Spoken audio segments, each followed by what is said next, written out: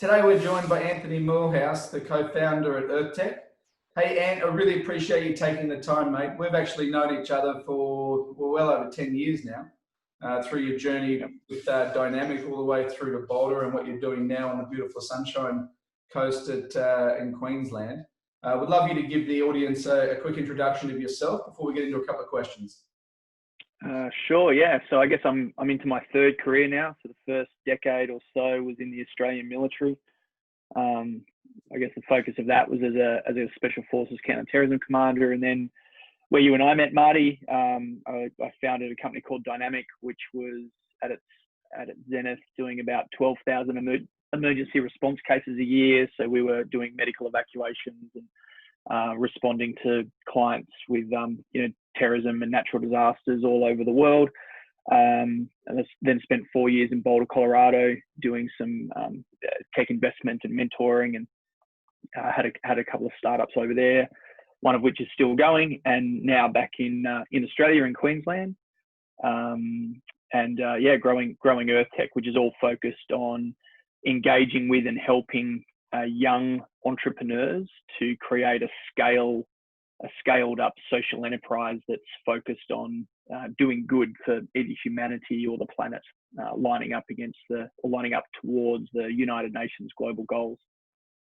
Love it. And so a couple of questions I've got for you that I'd love to kick off with. Where do you see the most value in orgs adopting stratapp?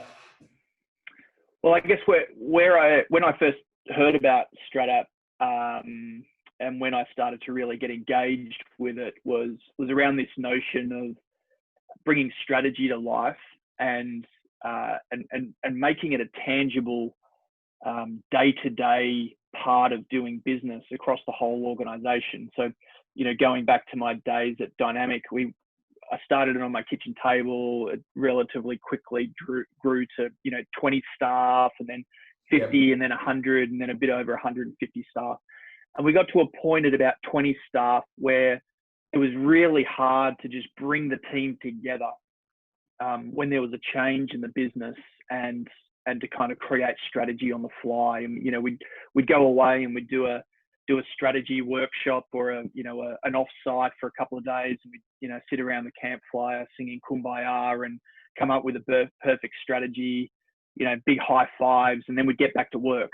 And whether we were successful or not in that financial period that year, it really had nothing to do with the strategy. The strategy was a static document that sort of, sat in the shelf or sat up in the tea room or something like that. And what I loved about the idea of stratapp was that it really linked strategy directly into project management and tasks, and really what, each and every employee was coming to work to do each day. And I think where that's particularly purposeful is when an organization is after a goal that's more than just making money. When it is a purpose-driven organization and employees want to feel like they come to work every day, contributing to something bigger than themselves and bigger than just making money, that's when I think the strategy elements of stratapp really come into their own. Yeah. Love it. So what's your favorite part of the app? For me, it really is linking strategy into projects and into tasks. So, nothing else that I've really seen on the market can link those in a day-to-day working. So, the social integration is great. But for me, it's really, so often in our working environments, what we're working on a day-to-day basis or month-to-month basis, it doesn't link to strategy. And so often, we just get busy. We're all very busy doing busy work rather than things that are actually of strategic importance to the organization. Yeah, love it. And so your ability to, because you actually sat on both sides of the fence. You've sat as a CEO, co-founder. You've also sat as a consultant. And the audience that we're talking today come from a digital background, consulting, whether a strategy management consulting. What would just be some of your advice? You've known us for a while now at stratapp. What would be some of your advice for this audience, the partner audience, of how they can best get involved from their perspective? Yeah, so I think that the hardest thing about being a consultant is that you come into the client, often winning that work is hard. You deliver a document, which is obviously a static document that, you know, you deliver, it's approved, the invoice is paid, and then you're then left outside of that client organization until the next scope of work comes forward. And where I think stratapp's great is that it gives you as a consultant an opportunity to stay within the organization, to see what's happening, to see what's working and what isn't working, and to be able to proactively work with the organization on constant improvement.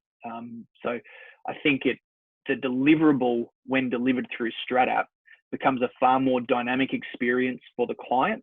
Mm-hmm.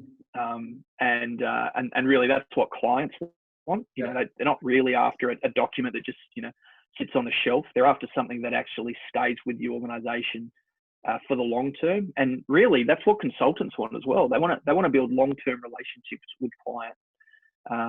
And I think stratapp can really help with that. Yeah, all right. That's awesome. Thank you very much for that. And as a CEO, co-founder, and always go back to your Dynamiq days as well, how do you best engage the group, the organization, to be able to deliver a product like stratapp? What would be your initial approach to it? Yeah, well, I think it starts with the why, and I guess the way I do it is use my examples of doing it very poorly in the past. You know, it really got to a point as Dynamiq was getting bigger where it's just we just couldn't control it. It was becoming unwielding, and you know there was middle management, and it was just really hard for what was being done at a board level to then sort of flow through the organization, and probably more importantly, the reverse. You know, it was getting harder and harder to understand what was happening on the ground, and for that information to flow up. You know, so you know, I use those bad experiences in an attempt to sort of try to create improvements and using technology. Not just for the sake of having another product, but as a way to speed things up and you know, get more bang for buck. Well, I know you're also a big one. I've loved speaking to you about not just strategy and organizational structures, and also the inspiring stuff you're doing the team's doing at EarthTech. But I know you're really passionate about enabling technology across your teams as well, because you love leading people, you love being part of great teams. What's the advice? If you were handing me a tool like stratapp today, as a CEO, what's your advice to me to be able to actually get the maximum value out of it?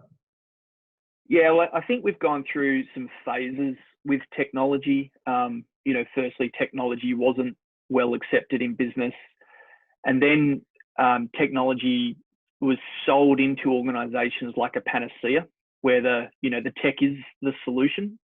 And I think now we're moving to another wave where it's not about the tech. The tech is just the enabler, and you know it's about the sort of the leadership and the teamwork and the processes that the operational processes that tech, very much like stratapp, it enables. And so I think, you know, it starts at the top with leadership, and you know, stratapp or any tool really is designed to help. It's not designed to be a panacea. So it is there needs to be a process of discovery and onboarding and constant improvement. And yeah, that's really where I think consultants and reselling partners have a considerable role to play, which is great for all parties. Yeah. All right. Fantastic. Hey, Anthony, I really appreciate you taking the time today, mate. We've gone through a journey together, and I appreciate you sharing your insights with the team. No worries, Marty. Anytime. Thanks, mate. Take care.